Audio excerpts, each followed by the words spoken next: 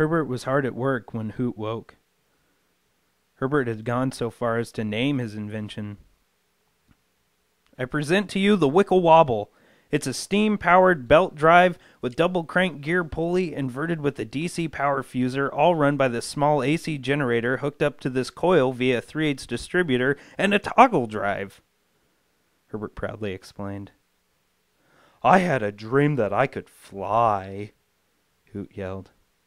He was excited about Herbert's excitement, though he couldn't understand what Herbert was talking about. Hoot, you're an owl. You can fly, Herbert reminded him. Oh. Now pay attention.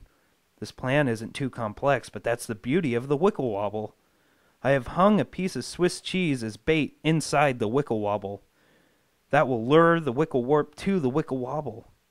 Being so interested in the bait, the Wickle Warp won't even realize that it's stepping on the actuator pad. And once the Wickle Warp sets off the actuator pad, a light will come on. Now this is where we come in. We? Hoot asked.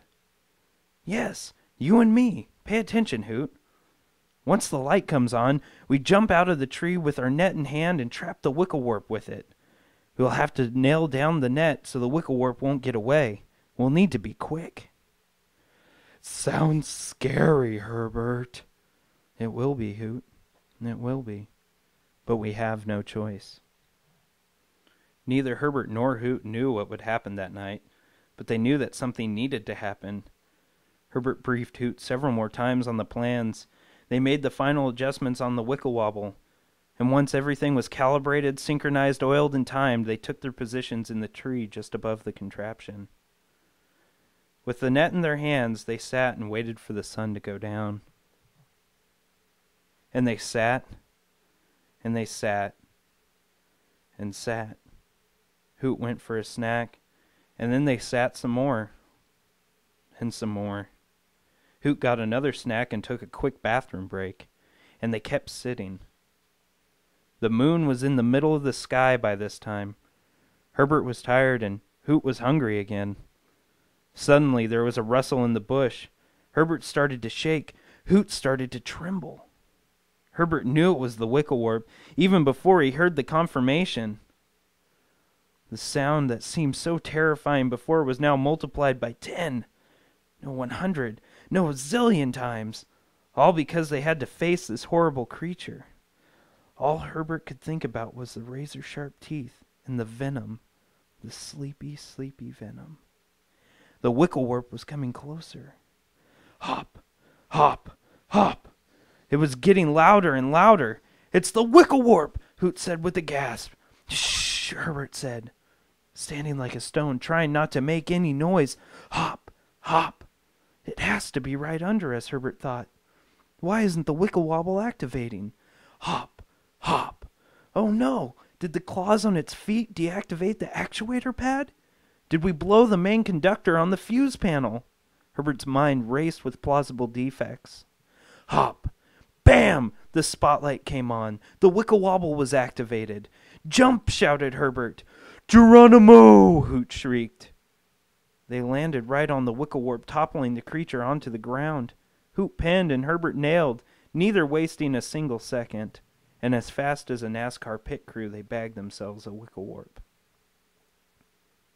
They checked each other for wounds from 2 massive horns and claws and looked especially hard for venomous bites, but quickly realized they were safe. Then Herbert realized something else, something even more amazing. Herbert noticed the Wickle Warp was not exactly what he had pictured. In fact, it wasn't at all what he had pictured. There were no horns on its back, no claws on its feet, and no razor-sharp teeth.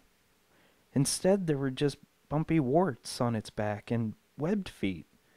As for the venom, the Wickle Warp was covered in slimy goo, but Herbert and Hoot weren't asleep. And there were no teeth at all. The thing that scared Herbert the most didn't even exist. Hi, I'm Hoot, Hoot blurted. To Herbert and Hoot's surprise, the creature responded. Hello, I'm Prince Wickle Warp III. But everyone calls me Larry. You're a Wickle Warp? Herbert asked.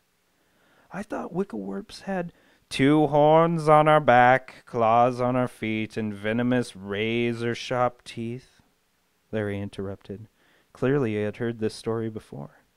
Watch out for those! We were just trying to trap one, Hoot cluelessly interjected.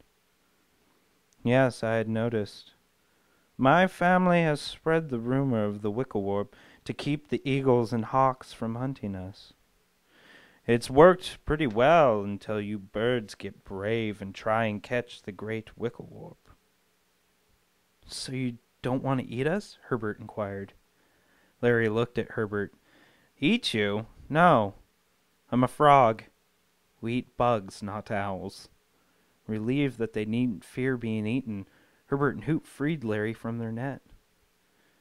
You know, I'm pretty impressed, said Larry, as he was being released from his bounds.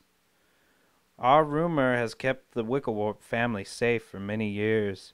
To think that the ones who dare capture the great Wickelwarp would be 2 little owls. That just amazes me. You two must be the bravest owls of all owl history. Maybe even all bird history. Herbert didn't want Larry to realize how scared he had been about catching the great Wickelwarp, so he responded. Well, you can't be afraid of everything that makes a scary noise in the night. Sometimes you just have to be brave. And when you stay up late, you need a really, really big sandwich, Hoot added. There the 3 of them sat, talking until the morning sun peeked over the hills.